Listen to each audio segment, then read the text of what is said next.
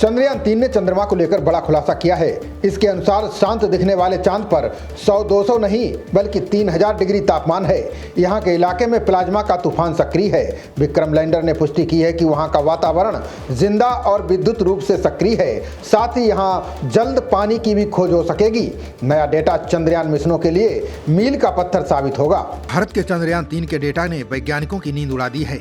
अब तक वैज्ञानिक चांद को शांत और बेजान परत वाला ग्रह मान रहे थे। इसरो की नई रिपोर्ट ने इस धारणा को बदल दिया है।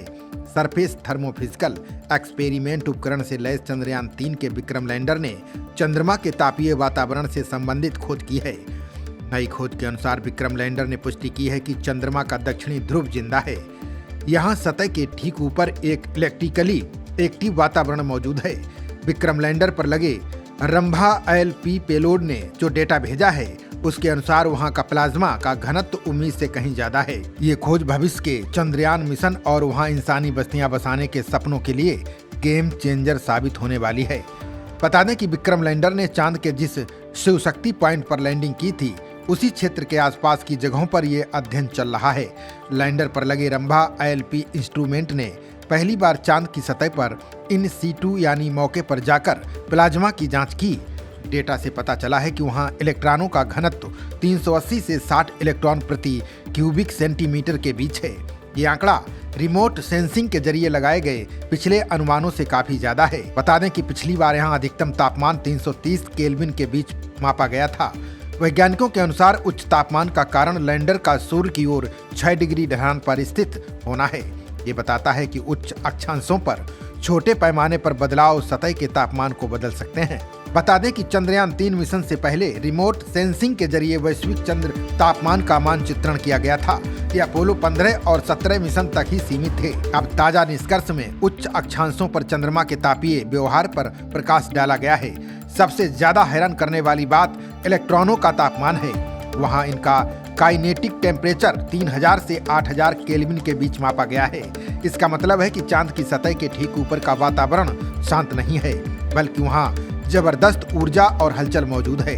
बता दें कि प्लाज्मा को वैज्ञानिकों ने पदार्थ की चौथी अवस्था बताया है। ये चार्ज पार्टिकल्स आयन और फ्री इलेक्ट्रॉनों का मिश्रण होता है जो बिजली का संचालन कर सकता है। चांद पर यह प्लाज्मा मुख्य रूप से सोलर विंड यानी सूरज से आने वाले चार्ज्ड पार्टिकल्स और फोटो इलेक्ट्रिक इफेक्ट की वजह से बनता है।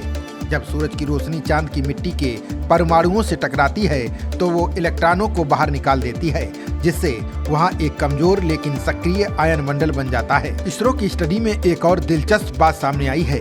अध्ययन के अनुसार चांद पर प्लाज्मा का ये वातावरण बदलता रहता है।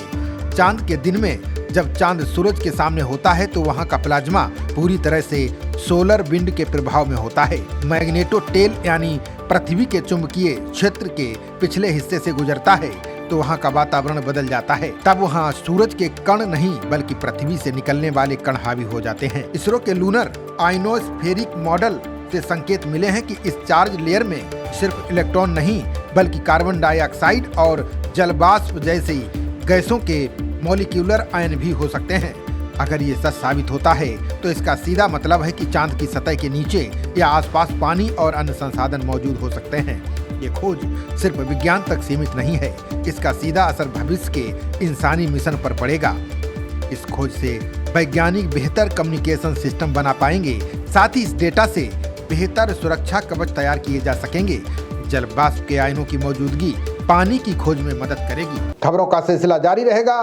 देखते रहिए जनप्रवाद। नमस्कार।